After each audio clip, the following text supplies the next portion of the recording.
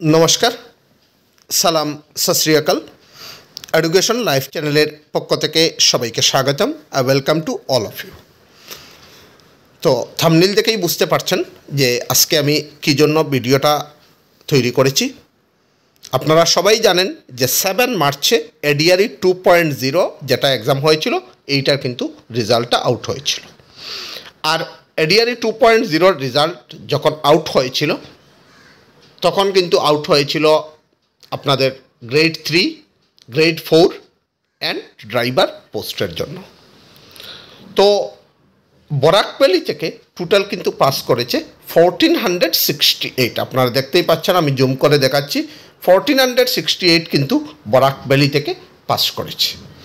একটা নিউজ পেপারে এই খবরটা দিয়েছে যে বরাকভ্যালির 3টা ডিস্ট্রিক্টে কোন ডিস্ট্রিক্টে কতজন एग्जाम দিয়েছিল আর কতজন উত্তীর্ণ হয়েছে এইটা ডাটা আপনাদের সাথে শেয়ার করব। তখন আপনারা বুঝতে পারবেন যে এবারে এডিআরই 2.0 এইটা কেমনভাবে কম্পিটিশন হয়েছিল। খুবই টাফ কম্পিটিশন ছিল। আপনারা যারা দেখেননি আমি আপনাদেরকে জ্ঞাতার্থে বলে দিচ্ছি যে এডিআরই 2.0 যেটা উইথ কম্পিউটার গ্র্যাজুয়েট লেভেল যেটা এইটাতে কিন্তু কাট অফ গিয়েছিল 117। যারা কাট অফটা ভালো করে দেখেননি আপনাদের জন্য এইটা বলছে 117। আর আপনাদের উইদাউট কম্পিউটার যেটা এইটাতে গিয়েছিল 137 পয়েন্ট মনে হয় বা 137 এইরকম কাট অফ গিয়েছিল। চিন্তা করতে পারছেন কত বেশি, 175-এর মধ্যে আরও নেগেটিভ মার্কিং ছিল 0.25, এরপরেও এত বেশি কাট অফ গিয়েছিল।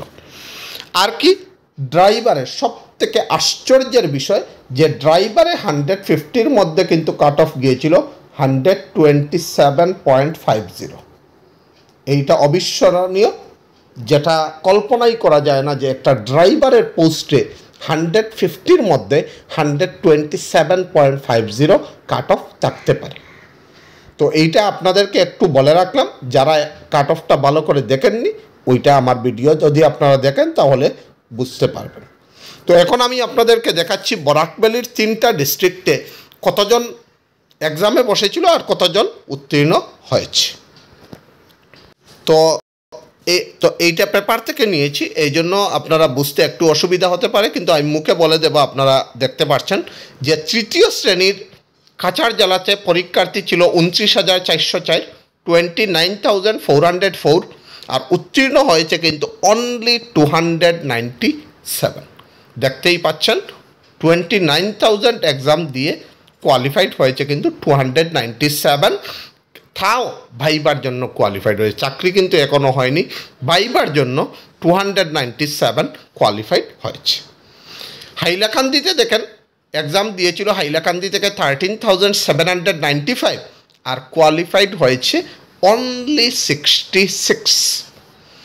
করিমগঞ্জে দেখেন এক্সাম দিয়েছিল 18,655 আর কোয়ালিফাইড হয়েছে 144। তো আপনারা দেখতেই পাচ্ছেন থার্ড গ্রেডের কী অবস্থা। 3টা ডিস্ট্রিক্টের আপনাদেরকে বললাম যে থার্ড গ্রেডে কাছাড়, হাইলাকান্দি, করিমগঞ্জে কীরকম কোয়ালিফাইড হয়েছেন। এখন বলছি চতুর্থ শ্রেণী মানে 4th গ্রেডের যে 8 and 10th লেভেলের ছিল, এইটাতে কাছাড় থেকে এক্সামে কিন্তু বসেছিলেন 23,386। আর নেক্সট লেভেল মানে ভাইবার জন্য কোয়ালিফাইড হয়েছেন 585। হাইলাকান্দি থেকে এক্সাম দিয়েছিলেন কিন্তু 13,792 আর কোয়ালিফাইড হয়েছেন অনলি 232। আর করিমগঞ্জ থেকে এক্সাম দিয়েছিলেন 16,148 আর কোয়ালিফাইড হয়েছেন 144। তো আপনারা দেখতেই পেলেন বরাকভ্যালি থেকে এত কম পরিমাণে আপনারা যদি পার্সেন্টেজ বার করেন আমার মনে হয় না 10%-এর থেকেও কম হবে। অবভিয়াসলি কমই হবে, আপনারা যদি করেন তাহলে দেখতে পাবেন।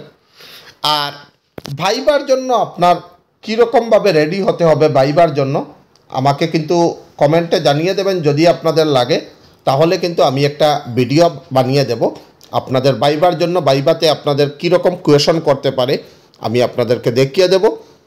আর আপনারা কোন ল্যাঙ্গুয়েজে ভাইবাতে কথা বলবেন, কীরকম পোশাক পরে যাবেন, কীরকম কোয়েশনের আনসার করবেন, সব কিছু কিন্তু আমি ভাইবার ভিডিওতে বলে দেব। যদি আপনারা চান আমাকে কমেন্টে জানাবেন। আর যারা উইথ কম্পিউটারে কোয়ালিফাইড হয়েছেন তাদের জন্য যদি কীরকমভাবে কম্পিউটারের প্রিপারেশন করতে হবে, MS পাওয়ার পয়েন্ট কীরকমভাবে প্রিপারেশন, MS এক্সেল কীরকম জানতে হবে, কীরকম কোয়েশন আসতে পারে, প্রিভিয়াস ইয়ারে কীরকম কোয়েশন এসেছিল, এইটা যদি আপনাদের লাগে তাহলে কিন্তু আমাকে কমেন্ট বক্সে জানিয়ে দেবেন।